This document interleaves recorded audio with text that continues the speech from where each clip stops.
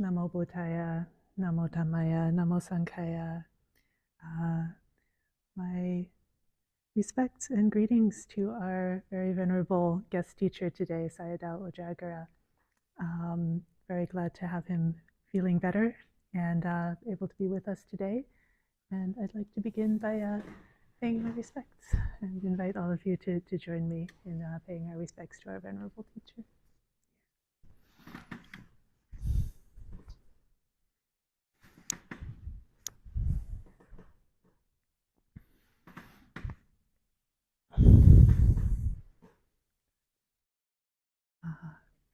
So we'll begin as usual with about 10 minutes of silent meditation together. Then I'll give a fuller introduction to our venerable teacher, and then I'll let him take it away for the leading us in the Sutta study today. But beginning with 10 minutes silent meditation, and I'll ring the bell at the end.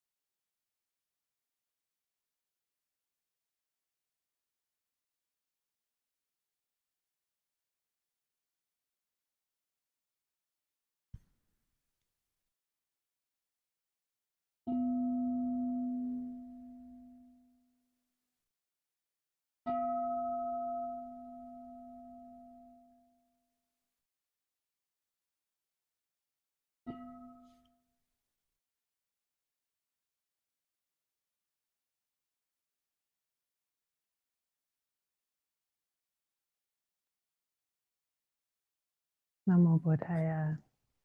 My respects to the Venerable Sangha members here, including Sayadaw Jagara. Also happy to be joined by Aya Adimuti, seated beside me here. We also have Venerable Tavira here, not on screen. I'm not sure, is that Bhikkhuni Vandana with the iPhone? Or is this a different Vandana? Not sure. Anyway. No, it's a different Vandanaya. Sorry. Okay. Well, greetings anyway. Thank you. Anyway, I want to welcome you all and wish you a happy new year.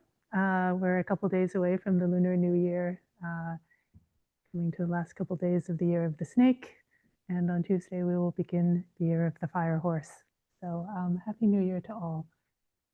And very glad today to welcome our guest teacher, Sayadaw Jagara. And I'll want to take a minute to just introduce you to him. I know some of you may know him already, but to just let you know, Sayadaw Jagara was born in Canada and embarked on his spiritual journey in the mid-1970s under the guidance of Robert H. Hover. In 1979, he received ordination as a monk from the Venerable Mahasi Sayadaw in Burma. For the next 15 years, he resided in Sri Lanka, where he blended the practice of meditation with the study of Buddhist scriptures. He also made intermittent trips to India and Thailand for meditation retreats.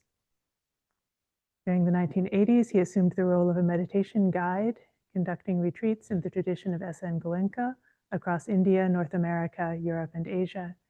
In 1995, he began training under the esteemed Venerable Pa Auk Sayadawji, a revered Burmese meditation master known for his commitment to the Visuddhimagga. This text serves as both a practical roadmap to the deep states of meditation, jhana, and a meticulous guide to the direct analytical approaches of vipassana. Sayadaw Jagara began assisting Venerable Pa Auk Sayadaw in teaching the Dhamma in the early 2000s and has sustained his support up to the early 2010s. In the past decade, he has independently shared his wisdom and experiences across North America, collaborating with various meditation teachers. His teachings focus on life as continuous meditation, guiding students towards liberation through observation, wisdom, and compassion. And I want to say also, it's not the first time that he's joined us here with Dhammadharini. He's joined for some previous programs. I've had the opportunity to be on retreat with him before and really appreciate his Dhamma guidance and encouragement over the years, and very glad to be able to welcome him back today. And with that, Sayadaw, please, I invite you to lead us. So thank you very much for the introduction. Actually, it has been quite a while that I have not met those that we met before. So anyway, it's a pleasure to be back with you. And, for today, it's a sutta class kind of thing, And the sutta, we can read that by ourselves, isn't it?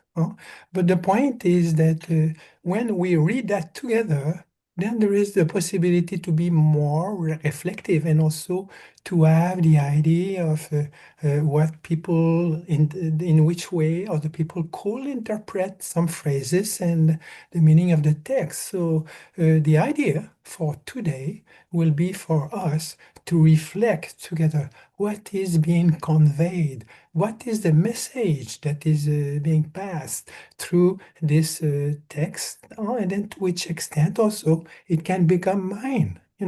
We don't read books just to get information. We read books to get information that are going to help us work on ourselves and then progress in the way that we like to develop ourselves. So with this idea, then we are going to start. So the sutta that is going to be seen today is a part of the Digha Nikaya. So this is the long kind of text. And we have to remember, if you don't know about that, that these groups, these types of texts, like the Nikaya, they are kind of, how to say, they are Nikaya is a kind of group. So they have different purposes. So, for example, the Diga Nikaya, this one, the long discourse of the Buddha, they are there for proselytism, to propagate and then to convince people about the Buddhist system. So we have to see, that the stories that are given here are mostly for that purpose. Of course, the story also is going to convey the basic teachings that is representing the Buddha, as a, as a system itself, but also the way that it is conveyed is really for people to develop confidence and then to develop faith, inspiration as well. So for this is for the Digha Nikaya, the Majjhima Nikaya, the middle length discourses, they are quite much related to meditation practice. We see all kinds of approaches and different situations where meditation is being handled.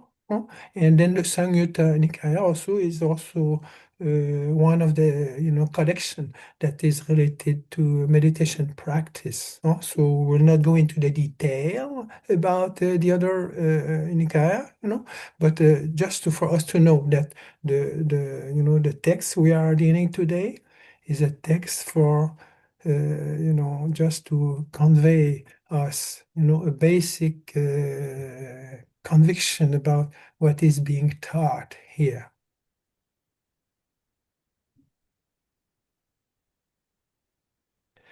So we have to see also, like at the beginning in these days, we can imagine this is more than 2000 years ago. So in these days, even last century, a lot of education, a lot of information were conveyed by a story. The story, I mean, with all groups of in the world, humankind conveyed their culture, conveyed their values, and all of that through stories. So here we will see also, we will try to, to revive a little bit the powerful pedagogical aspect of storytelling.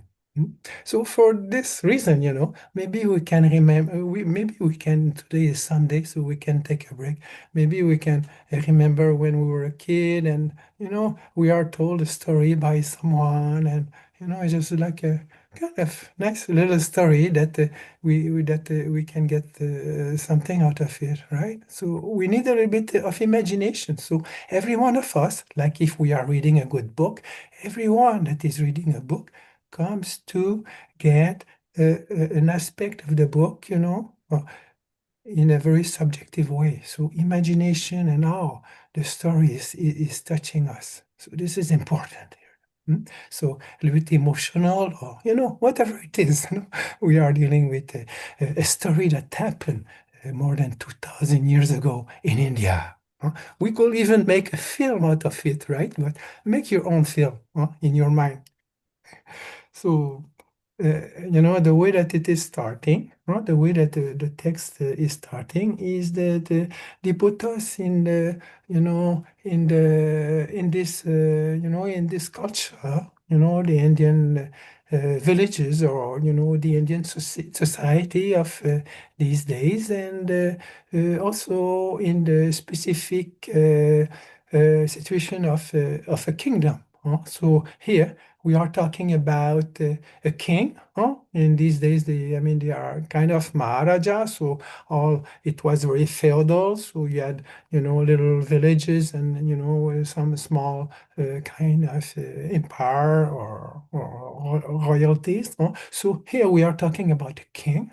huh? And then, of course, didn't have the internet, they didn't have TV or cinema. So which type of entertainment do they have?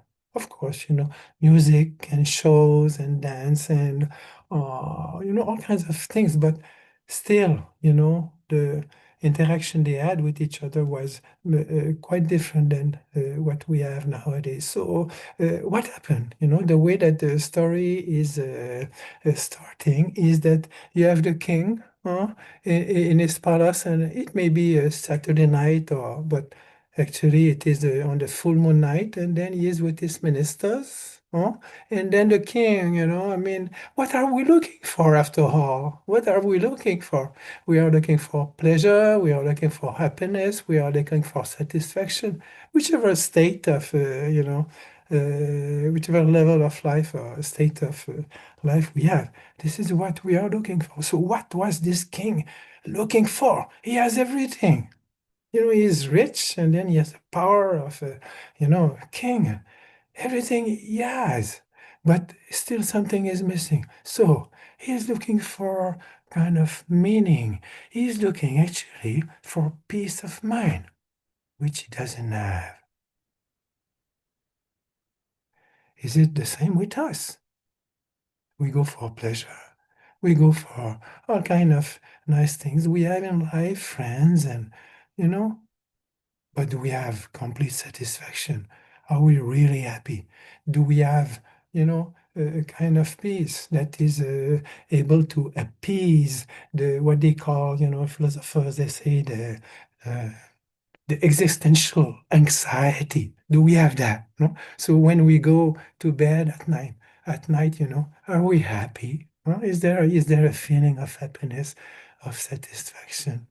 If this is so, great. We are going to explore the different types of happiness, the different types of satisfaction that we can have, in a path that makes sense to us. But still, that king, his name was Ajatasattu. Uh, uh, he was not, he was very anxious. And you may know why. No? You know the story, no? Where the poor man, he had killed his father. So we see, oh, this is an aspect of human nature. We have the potential to be very nasty, to be very bad. So that guy, the poor man, had come to the extent of getting rid of his father because he wanted to be the king himself. And then there was that kind of ambition and jealousy. So by kind of tricks, and he eventually he got to the position by having rid of the father. So we can imagine, the level of anxiety that we'll have will be unimaginable. So we can understand that the guy, the poor king was looking for, some kind of security, some kind of reassurance. So the way that it goes, he is with his ministers, and then he is asking them, okay, now what is there around, as for the philosophers or the teachers or the ascetics that are roaming, in this area? With whom we could have a decent conversation. With whom we could have something that could, bring a little bit solace, a little bit of appeasement to our mind. So, so one minister proposed somebody, and then another person propose another one, and then they go around with all the various types of yogis or sadhus or ascetics that are in this area at that time, and the king is kind of not really sure, and then at the end he is asking, I think he is asking Jivaka. He might be the doctor or something, so he asked the Jivaka and about whom he think could be worth visiting. And then the Jivaka says, oh, there is this great person, the Tathagata, is supposed to be a Buddha, and a very good rumor and reputation is going around him. So the king got convinced. He said, okay, now let's go, and then he got all his, all his elephants, and I think he also went with his retinue and queens and all of that, right? In the middle of the night with the full moon. So, like we can imagine now, We are in this kind of magic situation where the king is going with all his retinue on elephants, and then this is very wild. India in these days was just jungle everywhere. So anyway, he goes on and goes on, and at some point he's asking the person who had proposed that, he's asking, well, are you putting me into a trap? Are you trying to, I mean, it was kind of scary. And he said, no, no, no, no, it's very nearby. So they got down from their elephant and then they started to walk. And still, there was no noise, there was nothing. And so at some point, they reached the community there, and then you had all these monks. I think there were no bhikkhunis in these days, so you had a group of monks, and then the Buddha was sitting in the middle. And now maybe we go to the text. Venerable Katyayana, maybe we can rely on the text itself and not what I say about it. Yes, I'll screen share that. Yeah. And just a moment.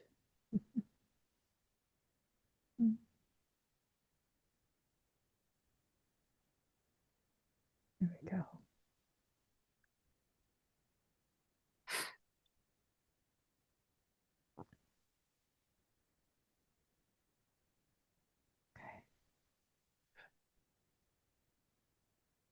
So okay, you got it. So can I say, can I suggest a place where you could read it? We Hmm? found Jivaka. Hmm? Okay, can I say, can I suggest a place where I can read it? Where you can read it?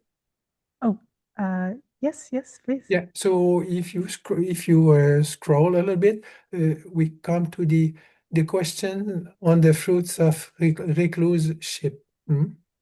So, and then it starts with, then the king Ajatasattu, having gone by elephant as far as he could, dismounted and approached. So if you could read, the few sentences that are there, it would be nice.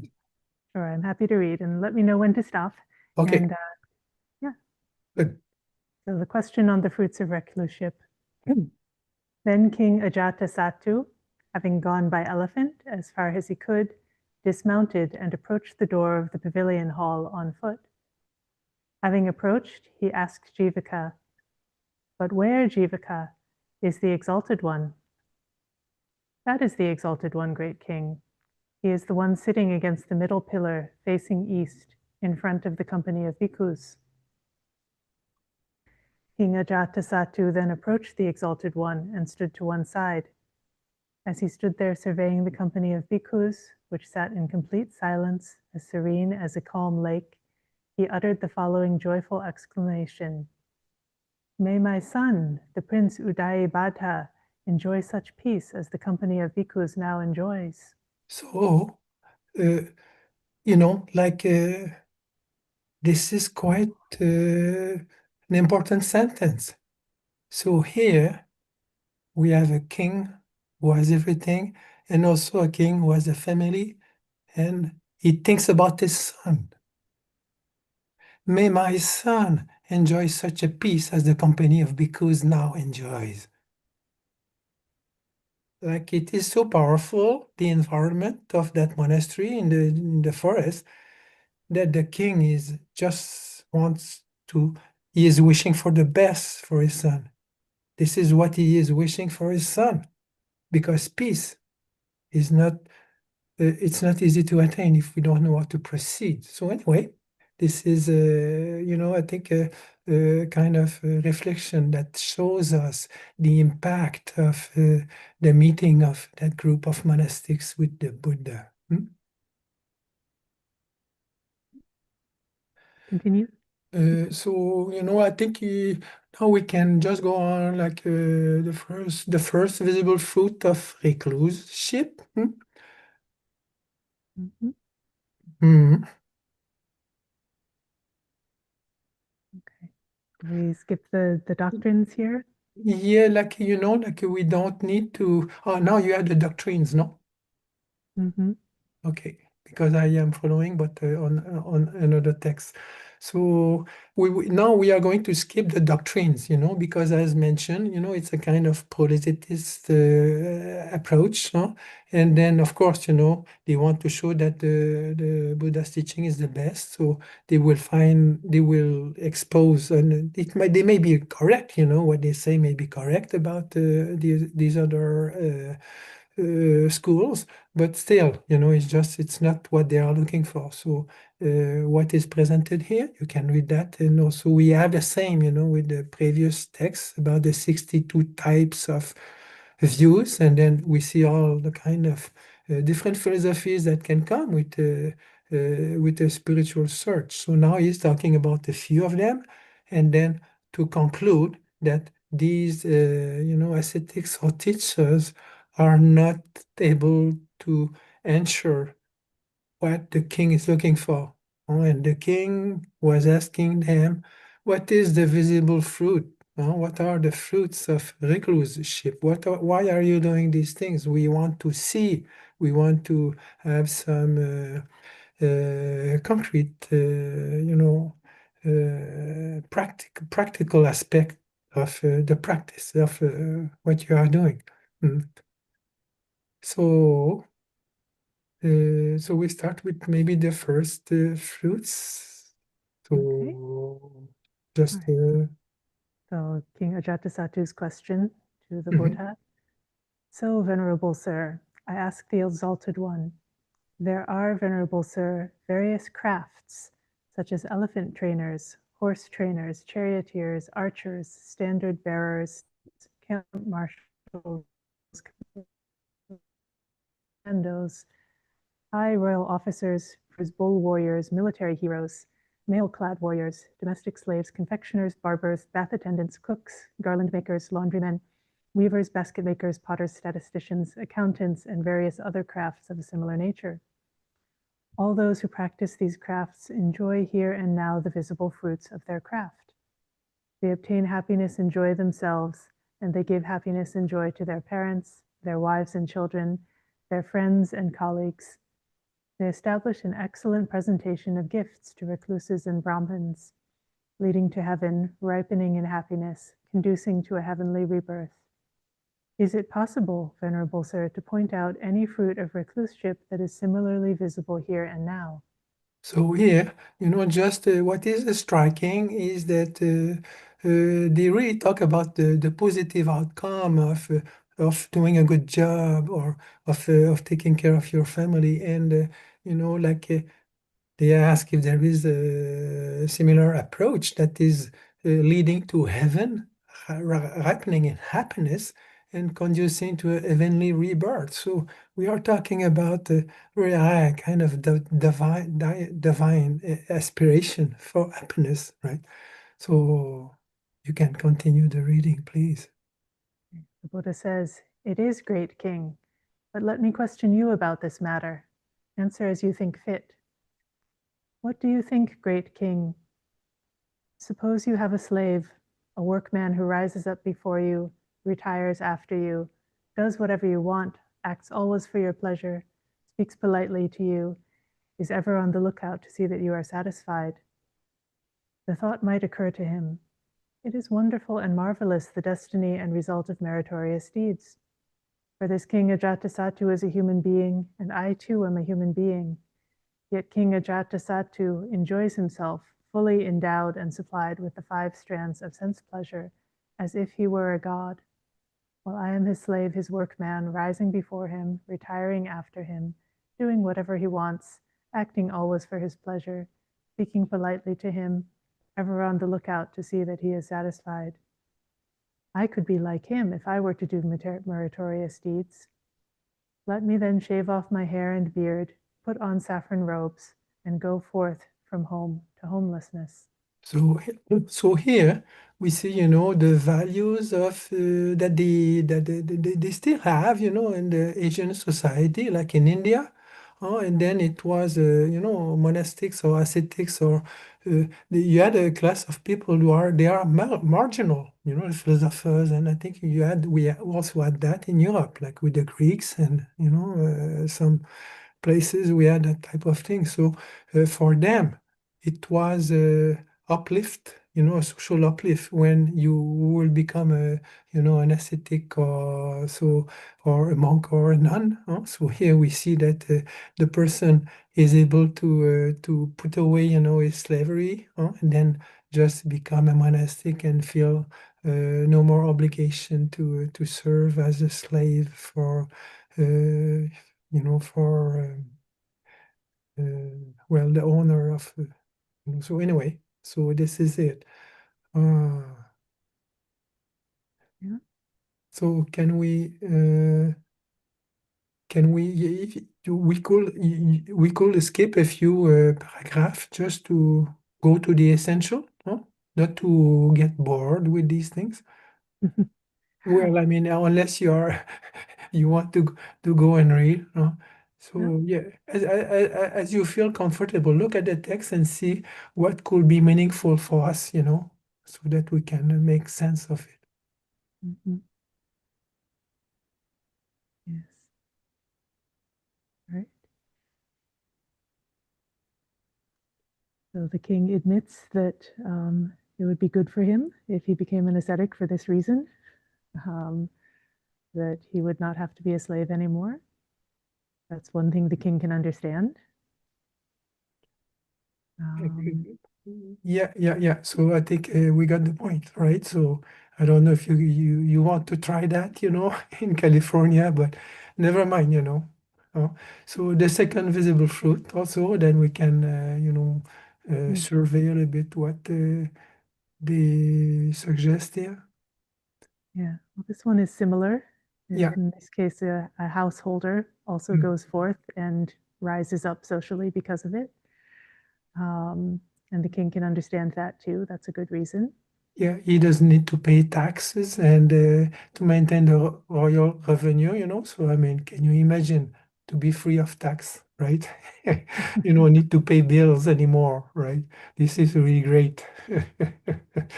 So then another excellent fruit. Maybe we can go on with Okay. what they say. Yes. Okay. So the king can understand those first two, but then he asks, is it possible, Venerable Sir, to point out any other fruit of recluseship visible here and now, more excellent and sublime than these two fruits? Yeah, you see, like the king, doesn't want to lose his time in theories. He says the fruit of recluseship visible here now, Don't talk about, what happened after that or whatever it is. Now, I want to have something concrete. So, what is it? Huh? All right. So the Buddha says, it is possible. Listen, great king, and attend carefully. I will speak. The Exalted One spoke, herein, great king, a Tathagata arises in the world, a worthy one, perfectly enlightened, endowed with clear knowledge and conduct, accomplished, a knower of the world, unsurpassed trainer of men to be trained, tamed, teacher of gods and men, enlightened and exalted. Having realized by his own direct knowledge this world with its gods, its maras and brahmas, this generation with its recluses and brahmins, its rulers and people, he makes it known to others. He teaches the Dhamma that is good in the beginning, good in the middle, and good in the end, possessing meaning and phrasing. He reveals the holy life that is fully complete and purified. So here, like just since you took a breath, so I will just a few things, So here, this is just the classic kind of explanation of the system. So the Tathagata, etc., etc. And then, but what is supposed to be shown here is that the Tathagata, it teaches a Dhamma that is good in the beginning, good in the middle, and then good in the end, possessing meaning and phrasing, right? And then fully complete and purified. So I think the description of a teaching here is very complete. like with meaning and phrasing, and then good, right from the beginning. So we can see, to which extent it is good for us, good in the middle, and then also in the end, in the beginning. So then, so someone hears about that, and then, you think the person thinks that it's much better to go forth and live in the open air, and then become a monastic. So this is what the person does and goes forth from home to homelessness. Oh, and then I mean it's kind of also what they describe here is really again a kind of classical attitude of renunciation. So the person abandons this accumulation of wealth, be it large or small, and then abandons his circle of relatives, small or large, shaves off his hair, beard, put on the robes, and goes from home to homelessness. Mm. And then, and then, Hmm. then We have a when, hand raised. Are you taking questions at this time? if it is short, like yeah, please, if you like to make a comment, you're welcome. Thank you. I just wanted to quickly point out that the first two are just regular recluses that have nothing to do with Buddhism. It's only the third one where Tathagata has arisen in the world and the individual has heard the teaching of the Tathagata, and then he goes on. The first two are just to gain some kind of worldly or heavenly gain in the future. I'm just saying there's a slight distinction there. That's all. Anyways, thank you very much for listening. Yeah. Thank you, Richard. I think these details also, like for those who know the text, it's obvious, but it's good to be reminded that, for example, the sila, like the aspect of morality, whatever it is, we find morality in all the religions. Most of the religions, they teach people not to kill, not to steal, and then to be careful with sexual behavior, and not to lie. So this is very common. So, I mean, the Buddha is also speaking about that. Now we are dealing with this aspect of basic morality. Huh?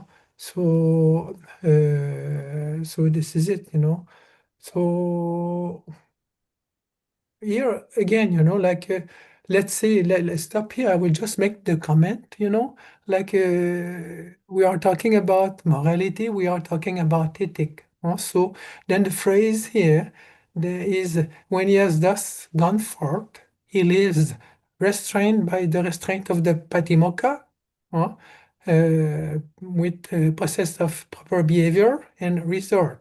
So having taken up the rules of training. He trains himself, and then also he guards, his process of moral discipline and guards the sense faculty, develop mindfulness and clear comprehension is in content. So here, a distinction that we could make about ethic, about morality, is that we have two types of morality. We have the morality or the ethic related to normality, like the conventional thing, and it's a rule, so don't do that, because you are going to get into trouble. So this is a discipline that requires respecting the rules. So we have social rules, whether they are monastic rules or societal rules. We have the rules, and then being respectful in regard to that. This is an aspect of morality. First aspect. The other aspect of morality is the kind we could call that the open morality, where it's coming more from the heart, it's coming more from the intention, it's coming more with the motivation. The purity of the mind is going to affect our behavior. So let's see how the second aspect of morality here is described. So let's see, like take my own text, so because I made a hide here.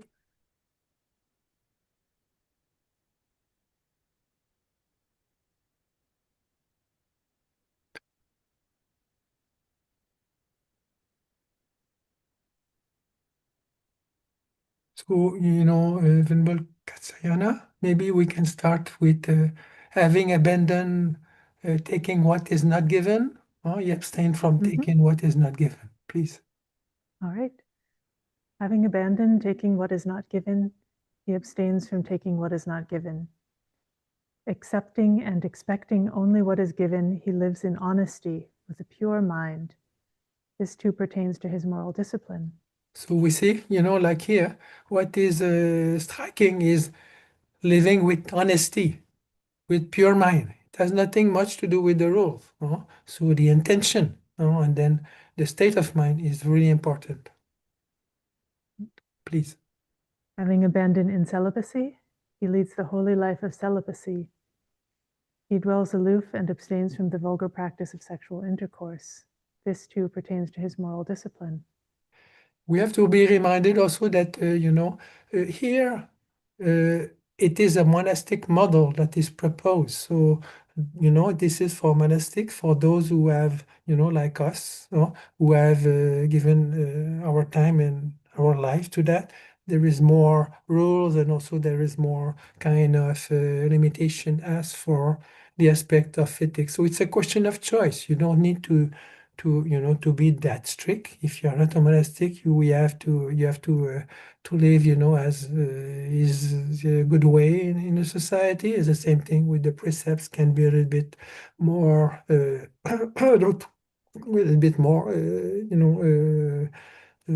flexible. So, but basically, it's talking about type of moral integrity that each of us needs to develop for ourselves. So, having abandoned false speech, please. Having abandoned false speech, he abstains from falsehood. He speaks only the truth. He lives devoted to truth. Trustworthy and reliable, he does not deceive anyone in the world. This too pertains to his moral discipline. So, like think about that, would that be an ideal for us? I mean, is it appealing for us to speaks only the truth, and all of that? I think it's a quite an ideal of purity, and then it can motivate us maybe to improve our speech. I'll be okay. It's gonna pass. Okay. So we can abandon slander and go on with the text, please. Having abandoned slander, he abstains from slander. He does not repeat elsewhere what he has heard here in order to divide others from the people here, nor does he repeat here what he has heard elsewhere in order to divide these from the people there. Thus he is a reconciler of those who are divided and a promoter of friendships. Rejoicing, delighting, and exulting in concord, he speaks only words that are conducive to concord. This too pertains to his moral discipline. So look at that, are we speaking in this way, speaking words that are for reconciliation, and then, those who are divided, to promote friendship, and then rejoicing, delighting, and exulting in concord. So I think it's quite an eloge, kind of quite a praise for this type of speech. Please. Having abandoned harsh speech, he abstains from harsh speech. He speaks only such words as are gentle, pleasing to the ear, endearing, going to the heart, polite, amiable, and agreeable to the many folk. This too pertains to his moral discipline. His speech going to the heart. Why are we speaking in this way when we are with our friends or in company of other people? Having abandoned idle chatter, he abstains from idle chatter. He speaks at the right time, speaks what is factual and beneficial, speaks on the Dhamma and the discipline. His words are worth treasuring. They are timely, backed by reasons, measured and connected with the good. This too pertains to his moral discipline. I think I would like to listen to these type of people, so can we be, speaking in this way ourselves? backed with reason and measure and connected with the good. So for the rest of the morality that is described here, I think we can pass it because it's just can be boring and also maybe not always applicable, for us. But so let's skip these types of things. You can read it if you like by yourself, abstaining from accepting gold and silver and fields and lands and all of that. And then we will go to now the intermediate section on moral discipline. So I think it's the same thing. I think we can skip the intermediate section on moral discipline, not to all these things, acrobatic performances and the combats of elephants and horses, we should avoid that type of things, right? And not play games of, all these types of things. So again, this is for monastic, they have to be very serious, they can only do jokes if it is appropriate and true, or anyway.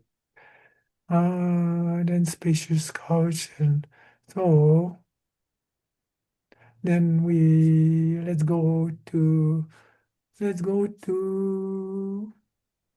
ah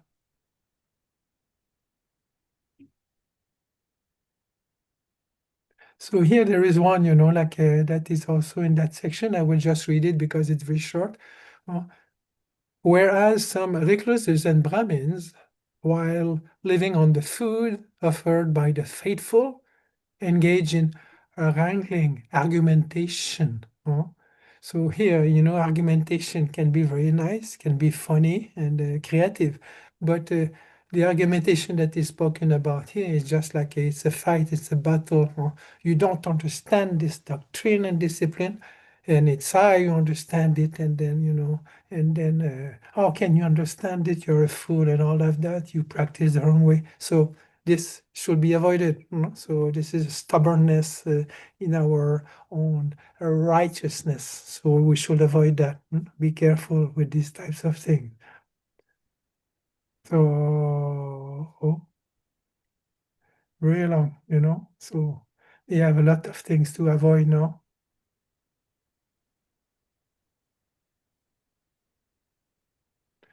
Okay, so just go with just the previous paragraph before the restraint of the sense faculties.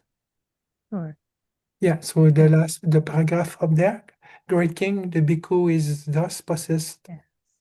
Great King, the bhikkhu who is thus possessed of moral discipline sees no danger anywhere in regard to his restraint by moral discipline. Just as a head-anointed noble warrior who has defeated his enemies sees no danger anywhere from his enemies, so the bhikkhu who is thus possessed of moral discipline sees no danger anywhere in regard to his restraint by moral discipline. Endowed with this noble aggregate of moral discipline, he experiences within himself a blameless happiness. In this way, Great King, the bhikkhu is possessed of moral discipline. So here we start to touch something that is important for us. So, is our life, the way we behave and comport ourselves with, our ethics and sila, with this moral discipline, do we experience within ourselves a blameless happiness, where we are at peace with our consciousness, So the name also, the Pali is Anavajja Sukhang Patisangvidi. You are blameless. So it's an happiness. We are happy because our consciousness is tranquil. We don't blame ourselves. So let's go on. Maybe, or shall we go with guarding the door, the sense faculties? Shall we read that? Or maybe you can summarize, just read the phrase and apply it to all the sense faculties, please. All right. And how, Great King, does the bhikkhu guard the doors of his sense faculties. Herein, great king, having seen a form with the eye, the bhikkhu does not grasp at the sign or the details. Since if he were to dwell without restraint over the faculty of the eye, evil, unwholesome states such as covetousness and grief might assail him. He practices restraint, guards the faculty of the eye, and achieves restraint over the faculty of the eye. And So similarly with the other senses. yeah, exactly. So here, what is spoken about, like this, the Sangvara. So the term that is used for the translation is restraint. But we could say also like we are able to govern our the faculty of our senses. And this is it's a question of intelligence. It's a question also of awareness. We see what is the impact of what comes to our senses. We are not here to go like a blind horse, with how to say, the things that goes on his shoulder. We are here to experience the senses, but to be sensitive to how the things are affecting us, and also enabling ourselves, not to be invaded by all kinds of other things, like by greed or hatred or delusion. It will come, it may come, but we are aware of it so we don't get carried away with the senses.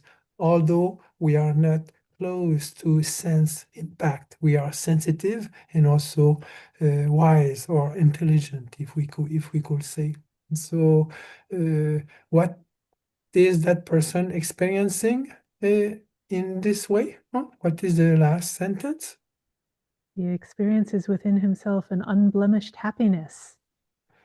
Yes, so, like again, this is fruit. So, unblemished happiness. He speaks about happiness. So, do we have that in our heart, at least a little bit from time to time? Can we appreciate it? Can we see that as a potential for practice, not only deep samadhi, but just to behave normally and then intelligently enough so that we keep the balance of our mind, and then come to have an happiness that is unblemished. The Pali word here is a little different than the previous one, so it's abhyasika sukhang patisangvedi. Then we go with mindfulness and clear comprehension. Maybe we just you could summarize, but you read it and see, please. How great king is the bhikkhu endowed with mindfulness and clear comprehension. Herein, great king, in going forward and returning, the bhikkhu acts with clear comprehension. Similarly, for looking ahead and aside, bending and stretching the limbs, wearing his robes and cloak and using his alms bowl, eating, drinking, chewing, and tasting, defecating and urinating, going, standing, sitting, lying down, waking up, speaking, and remaining silent. In all of these, he acts with clear comprehension. So here, the term that is translated as clear comprehension sends us to panya, and then it's some pajanya. So pajanya is pajanati, and then panya, wisdom.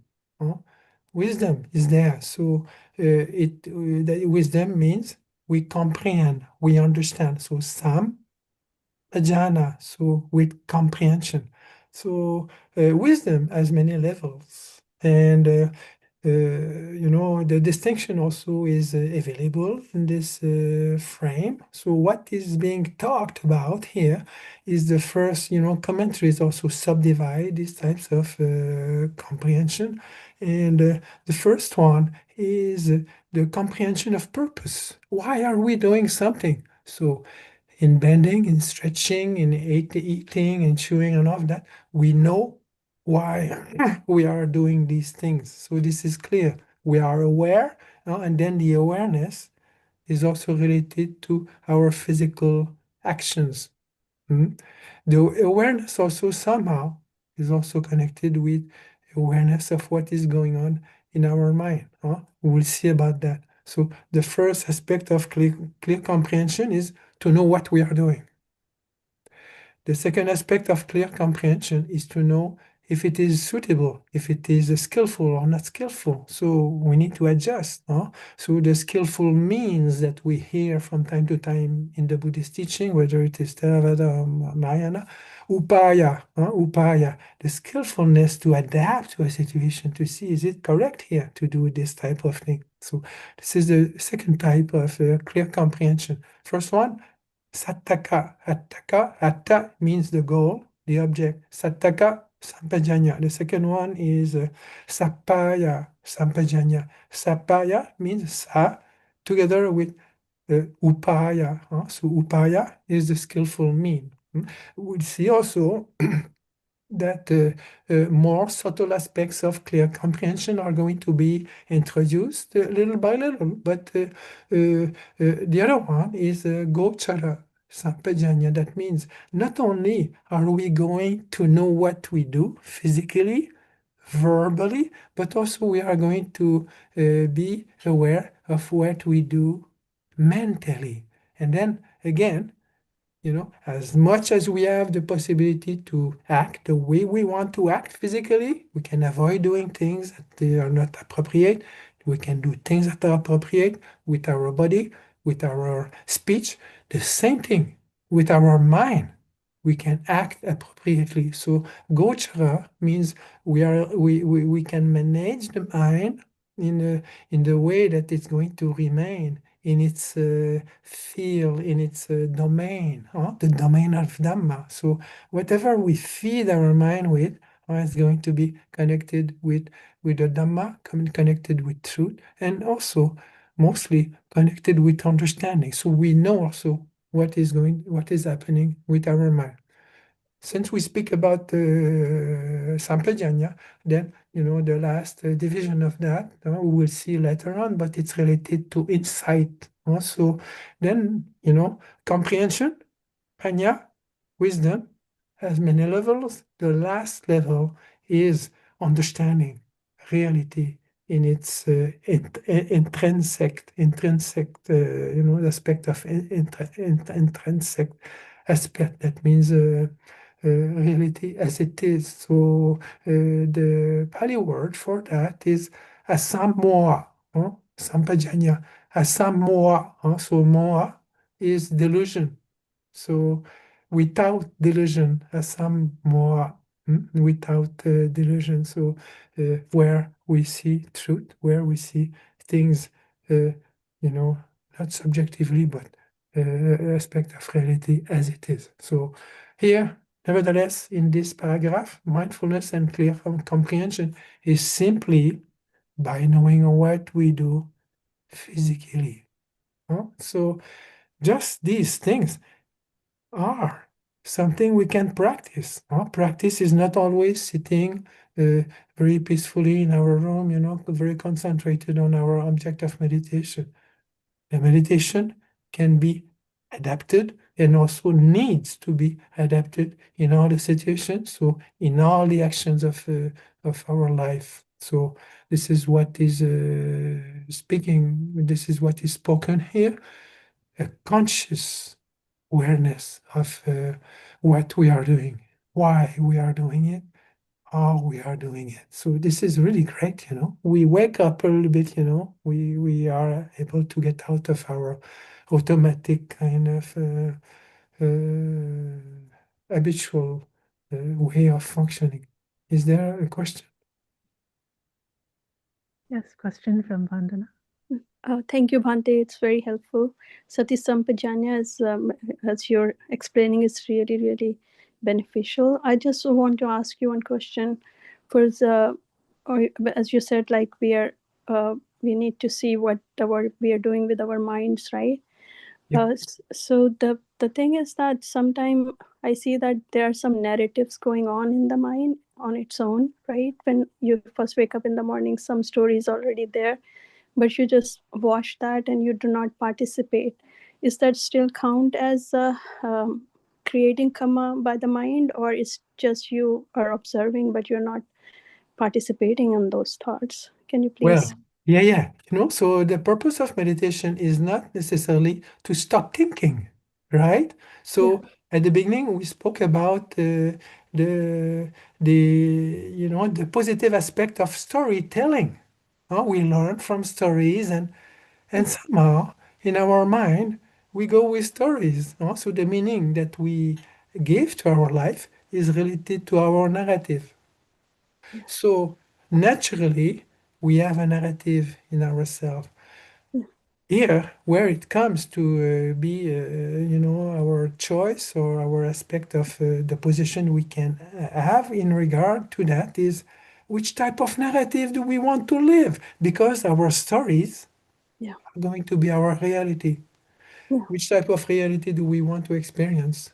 Happiness and then, kind of satisfaction and all of that.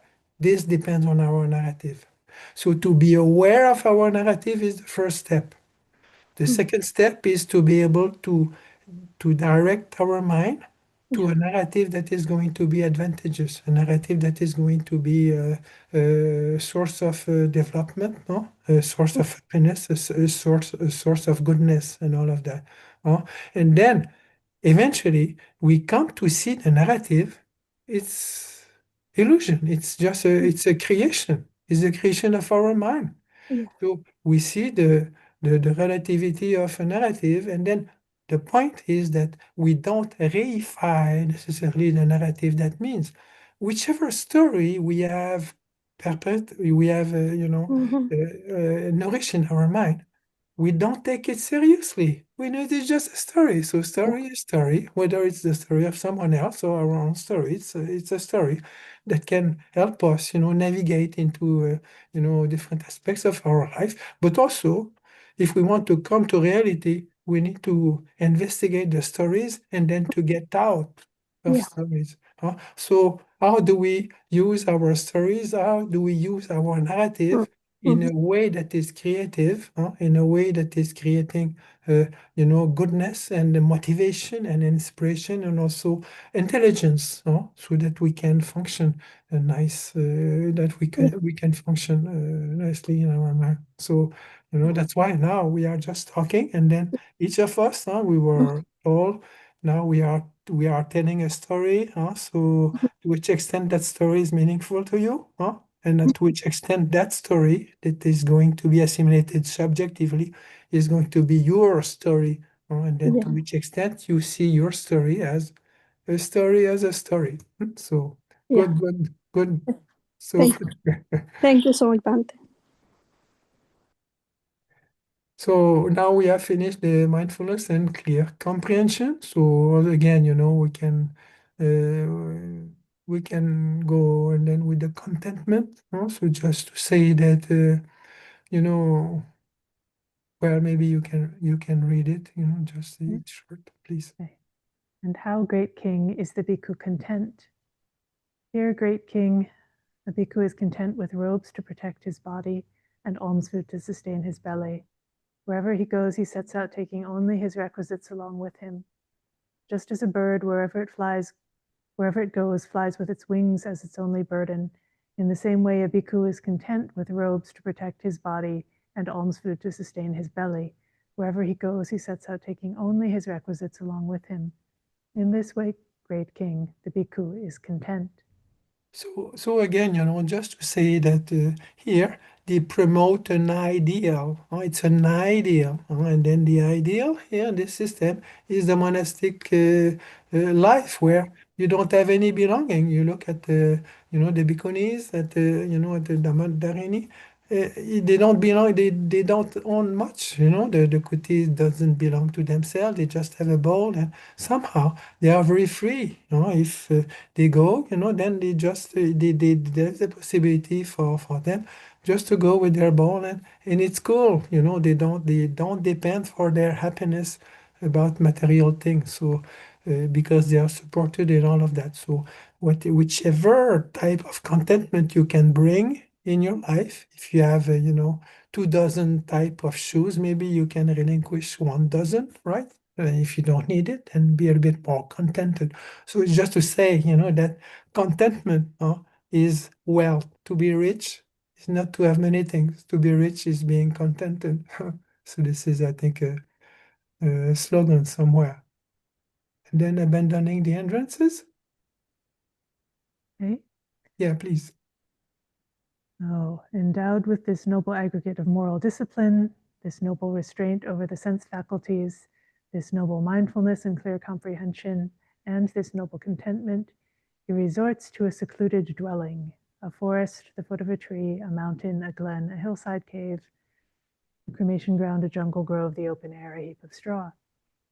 After returning from his alms round, following his meals, he sits down, crosses his legs, holds his body erect, and sets up mindfulness before him. So here we see that there is a lot to do before we sit peacefully with closed eyes and body erect and quiet by ourselves. A lot of things to do. And then, I think the preliminaries should not be neglected. They are a practice by themselves. So once we can sit, I think one of the major thing that we have to face, most of us, many of us, are the hindrances. So maybe we can, yeah, maybe Keep we reading. read, the having abandoned, you All please. right. Yes. Having abandoned covetousness for the world, he dwells with a mind free from covetousness. He purifies his mind from covetousness. Having abandoned ill will and hatred, he dwells with a benevolent mind, sympathetic for the welfare of all living beings. He purifies his mind from ill will and hatred. Having abandoned dullness and drowsiness, he dwells perceiving light, mindful and clearly comprehending. He purifies his mind from dullness and drowsiness. Having abandoned restlessness and worry, he dwells at ease within himself, with a peaceful mind. He purifies his mind from restlessness and worry. Having abandoned doubt, he dwells as one who has passed beyond doubt, unperplexed about wholesome states. He purifies his mind from doubt. So, what a very beautiful description it is given about the entrances. So we can sit and we just let go of, all kind of covetousness that is happening in our mind, and then abandon ill will, hatred, and with these five entrances. And one aspect, we are not going to go into the details of how to proceed with that, but there is another text. I don't know if you have looked at it, but in the Samyutta Nikaya and the Bojjhanga Samyutta, they speak about nutriment. So they say that as much as the body, we need nutriment to function, to be alive. So the same thing, the mind is also needing nutriment. And then the entrances, they depend on nutriment. So what we feed our mind with is going to bring hindrances or the absence of hindrances. This is really wonderful. I mean, it is used also, that this principle is used in some modern psychotherapy where you learn how to feed yourself with, thoughts that are not negative, and, that thoughts also that will help us to get rid of these hindrances. And an aspect also. So you can look at that text in the Samyutta Nikaya and the Bojjhanga, the nutriment, and then what is spoken there about how the entrances are arising. What they say is that it all depends on our perception, how we perceive, how we interpret, and the perception that are fed depend also, like I think last week you covered the Asava Sutta, and then the Asava Sabhasava Sutta. It's all about Yoniso Manasikara, appropriate attention, wise attention. So that text in the Samyutta Nikaya, on the entrances, they say that the nutriment for the hindrances are Yoniso Manasikara, or they are Ayoniso, the improper, inappropriate type of attention. How you direct your mind, how you feed your mind with this all kinds of perception. So it's interesting to see, like if we sit, and then we note, or we can acknowledge. It's very important for us to acknowledge what is there. So if there is an entrance, we know now there is a lot of agitation, or now there is a lot of sense desire, or now I'm really upset, and a lot of ill will and all of that. So we acknowledge the situation, and then we look at it very carefully, and then we see that this is not arising out of nothing. It's a consequence of something previous. And then the cause is mostly about what we have been putting our mind with the way we perceive things, and also the way that we consume any kind of, I don't know, social media or whatever it is. So we fed ourselves. It's like if you suffer from indigestion, uh, you can take a pill for digestion, but if you don't understand what you cannot digest, then you will always get sick again and again. But if you carefully examine, what you have been eating, you will say, I cannot, some people cannot digest gluten or lactose or whatever it is. They change their diet and then they are much better. So same thing with the hindrances. We can look at ourselves honestly and ask us, what do we want? Do we want to be always, playing with these entrances? Of course, it can be enjoyable. Some people like that, and most of people just go all their life with the entrances. But for us, we are looking for something else. And by the way, entrances, nivarana, it's uh, the nirvana is compared to a veil, a veil that is covering something. So we have analogy about the clarity of water and all kinds of metaphor that explain about the nirvana, but also nirvana, since it is covering something, that means that when we are not under the entrances, then we uncover. So uncovering means also discovering. So some simile are given somewhere that when the entrances are not there, it's like you are looking at a very clear lake and then you can see the pebble and then the stone in the bottom of the lake. So this is what we want, clarity of mind. Oh, and then what stops that is the entrances, which needs to be understood. It just needs to be understood as it is, and then go beyond that. So I think it's just a great thing, to understand our entrances and then try to figure out the way that we could get out of them.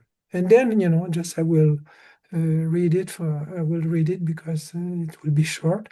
So when we are not under the influence of hindrances, then it's like you have paid back your old debts. You don't owe anything, any money to anyone. So you are free of debt, and you can maintain, happy life and then support your family. And then and as a result, look at that. As a result, the person will become glad and experience joy. Do we have that in our meditation? So sometimes we sit and then just after a little while, things calm down and then naturally there is gladness. Naturally, the mind can be very happy. So again, this is another fruit. No, it's just like the similes here is you recover from illness, and then you experience gladness and joy, or you are released from prison, and then you feel safe and secure with no loss of possession, gladness and joy. You are released from slavery and gain independence, gladness and joy, and then you arrive safely at the village, which is safe and free from danger. You experience gladness and joy, and so this is in this way, this is the possibility for us to deal with our difficult dynamic of entrances in our mind, brings us to the mind is filled with rapture. His body becomes tranquil. Tranquil in body, he experiences happiness. Being happy, his mind becomes concentrated. And here again, by the way, the text is, describing bhikkhus, monastic, male monastic. But we have to know also that the commentaries say that when the term bhikkhu is applied, it can be specific to male monastics, but also it can refer to bhikkhunis. That means female monastics. It can also to refer to anyone who is practicing the path. So whether you are a monastic or a lay person, you can interpret, you can say that this text can apply to you as well. So I think it's important for us to remind us that okay, now this is a monastic context, but here we are here to extract, to take out the principles, and then to use them, for our own good. And now the text, we come to an end, somehow, and we'll not go into the detail. So they speak about the first jhana. You have heard about the jhana, and then read it, and then to see how it is very blissful. And then second jhana, third jhana, fourth jhana, and then insight knowledge. So the jhana, now we have no time to discuss about that, right? But this is, again, it's a fruit of, and then also the jhana, by themselves, they convey the sense of a pure mind, they convey the sense of a harmonious mind, the sense of a clear, and very stable and balanced mind. So this is what jhana is about. It's a state of mind with great clarity, and also with a very high degree of happiness and balance. So this is another fruit of recluseship. And then we go with insight knowledge. So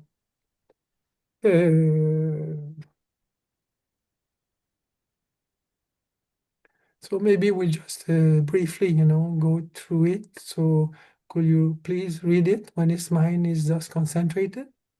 Insight knowledge. When his mind is thus concentrated, pure and bright, unblemished, free from defects, malleable, wieldy, steady, and attained to imperturbability, he directs and inclines it to knowledge and vision. He understands thus, this is my body, having material form, composed of the four primary elements, originating from father and mother, built up out of rice and gruel, impermanent, subject to rubbing and pressing, to dissolution and dispersion. And this is my consciousness, supported by it and bound up with it. So here, an aspect of insight is that it is giving us a complete different perspective of our being alive. So we are able to look at our body and also to look at the consciousness that is coming with it in a much more objective way. And then, the way that it is described here is that, that suppose there were a beautiful beryl gem of purest water, and a very nice cut and clear limping. So a gem, we have a gem in our hand, and then also the gem is run through it a blue or a very nice thread. So the man or the person is taking it in his hand, and then you just see the gem together with the thread. And this is the thread is consciousness, and then the body is just a gem. So the body is just material elements, and then also the mind is just the thread that makes us conscious, that keeps that body also moving and all of that. So there is the insight about nama rupa, mind and matter. So it comes to be kind of, now we come to very deep investigation. What are we, as physical, as living beings? We are the body, and then we are our mind. But to which extent these two components, these two elements are conditioned, to which extent also is it belonging to us, to which extent also do we identify with them and all of that. So, it's just a question of investigation about who am I? What is this life? So it's an inquiry about life itself. Really fantastic if you take it out of the usual pattern of what we read in Insight Knowledge. It's an investigation about reality, about the experience of being alive. Uh, now it's almost, we still have 5 minutes. So would you like to continue for another 10 minutes? Sure. I think we could do 10 minutes, and anyone who does need to leave early, of course, is welcome to do so. Okay, so then if you leave, if for 10 minutes, another 10 minutes, anyone who want to leave can leave, but we will go on with another 10 minutes, and then you will give me 1 minute, and I will come back in 1 minute. Thank you.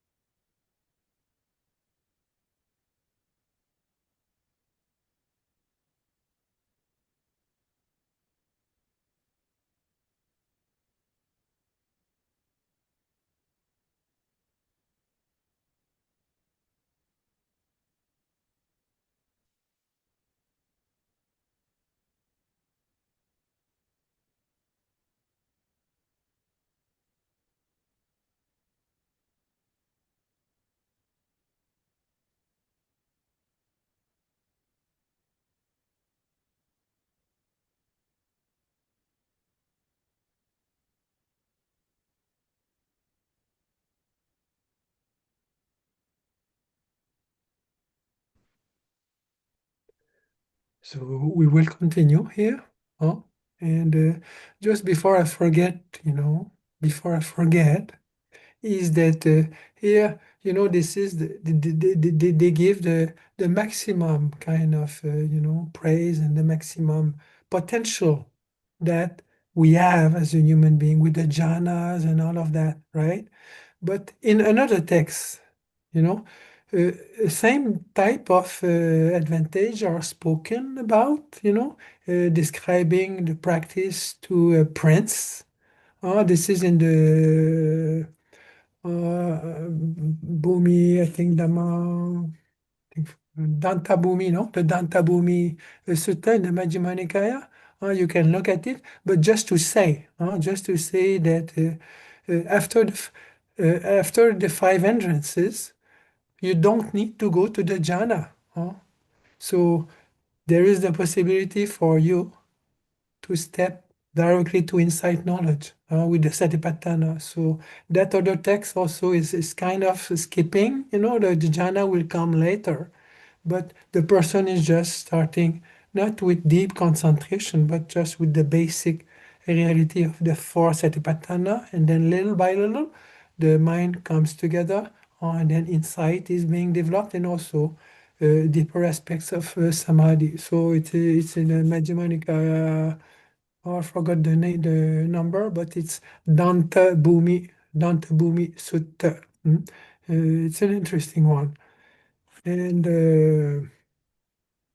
also, there was a very famous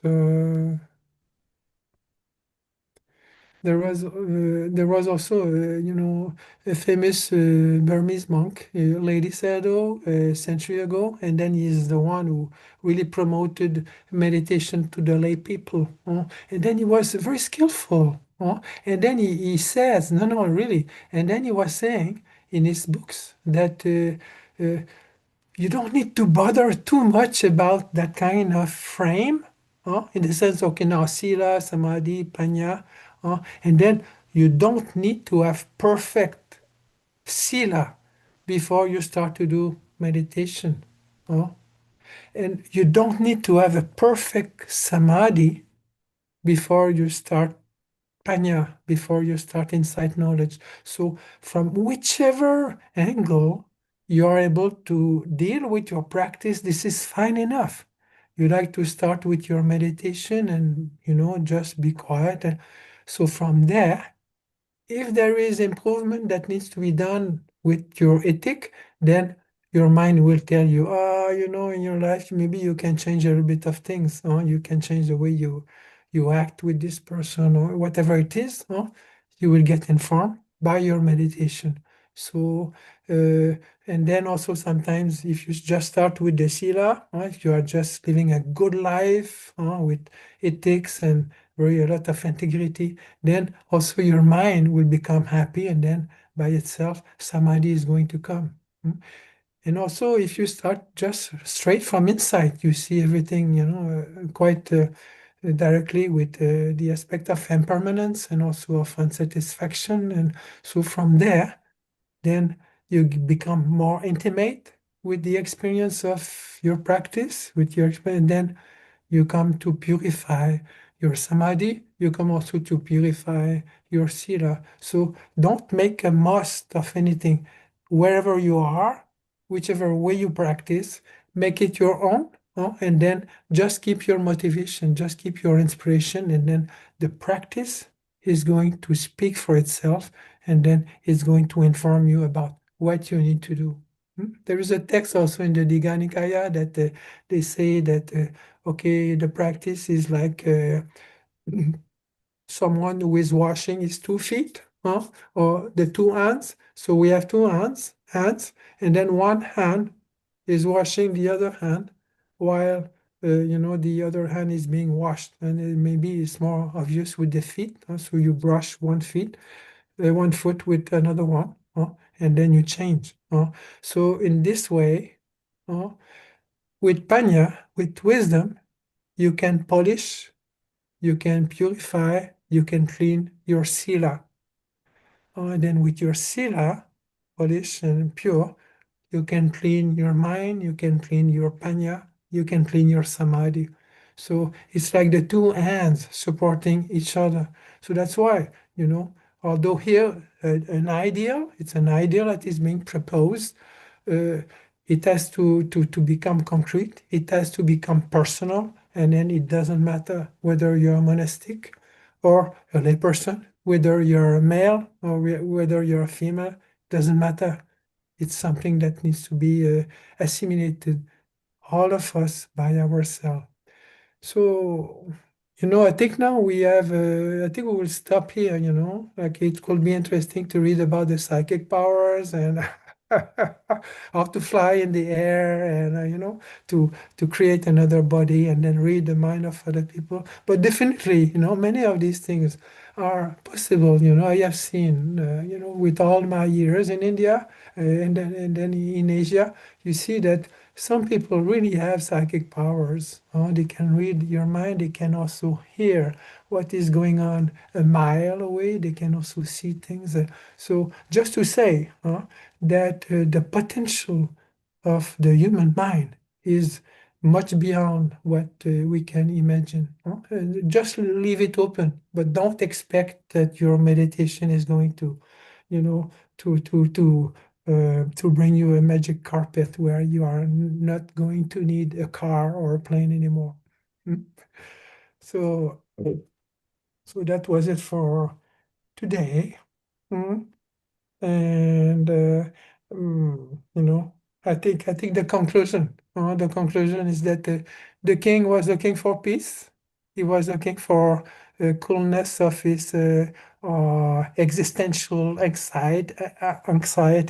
So, to which extent can we extract the principles that we see in the text, make them our own, and then really apply them in our life and benefit from them? So it's all a question of ourselves. What did we pick up today that can be meaningful for me and that can help me to just to improve my understanding, just to improve my quality, the quality of my being alive, and being alive also with other people as as a human being. We are living together.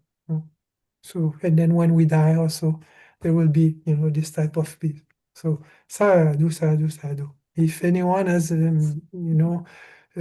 comments, we may have, we may have time. Otherwise, please, Venerable Katsahana, you conclude the session for today. I want to say sadhu, sadhu, sadhu, Dhamma. Thank you very much, Sayadaw, for sharing this Dhamma with us. And yes, we are past our normal time, but if there are questions or comments, people are welcome to stay. And if you need to go, you are welcome to go. Ananea. Sometimes also, the question can be written, and because I may I may come back also at some point, so if there are questions that you want to investigate, just send a note to Venerable Katsana, and then we will see how we can deal with it. But now maybe one question is going to be enough. Okay. Good to see you, Bhante. Yes, I am also very glad to see you. Thank you. So, but I did just a quick point of clarification that's been on my mind. It's brought up, mostly by conditions in the U.S. right now and the despair for the world, covetousness, those kinds of things. And most of the time, I can separate myself out for that and not go down the rabbit hole with all of those things. But there's the point of covetousness, though, it's not just that you can give up stuff, but there are some other aspects, the more subtle aspects of covetousness or desire that still has one grasping in some way about worldly matters, even though when the intention is very strong to just let it all go. Does that make sense, or am I? Well, of course, this is what we are looking at. The practice is telling us, oh well, we have a lot of attachment and a lot of things that are, is a source of slavery, and then what it comes to is the expectation, kind of. Of course, I think we need to have expectation, isn't it? To have hope, and it's good, but to be attached and to think that is going to give me satisfaction, and also especially thinking that something outside of myself is going to give me complete happiness. This is what is wrong. Then if we start with that, then we can have our expectation. We can say, okay, now we can have plans, and then we can deal. If we are dealing with politics or the state of society, you can do something with it, but don't expect anything from outside to make yourself happy, So that's it. So if we understand that, then we work with the essential, and then we have the possibility to be independent. Because when we die, in the last hours of, if we are conscious in the last hours of on our deathbed, we don't care about politics anymore. We don't care about our house, or So this is a place where we need to come back to, where what is most important is our state of mind. So I think it's a good conclusion. Thank you very much. Okay. Thank you very much. Thank you very much, Bhante. And very glad to have you with us. Anumodana. And And I'll look forward to having you back. I think we're going to have you again in a couple weeks, if possible. And Yeah, good. So it was nice to see you all, and also I'm glad that you were able to be present up to the end. So good. We're good. And we usually Have a close nice by paying our respects to Buddha, Dhamma, and Sangha together. Yeah, good. Or sharing the merits also, maybe, or Oh yes, and yeah, sharing whatever. You do the ceremony, please.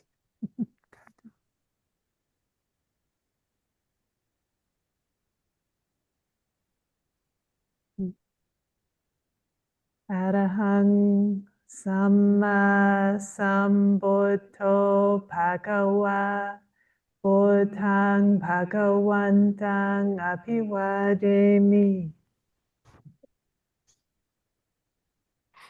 Suakato Bhagavata Dhammo Dhammang Namasami Supatipanno Bhagavato Sawaka Sangho Sanghang Namami.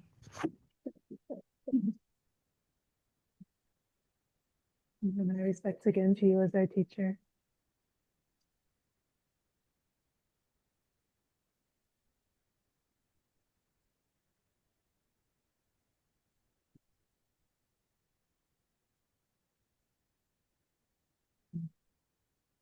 Thank you very much, and see you all next time.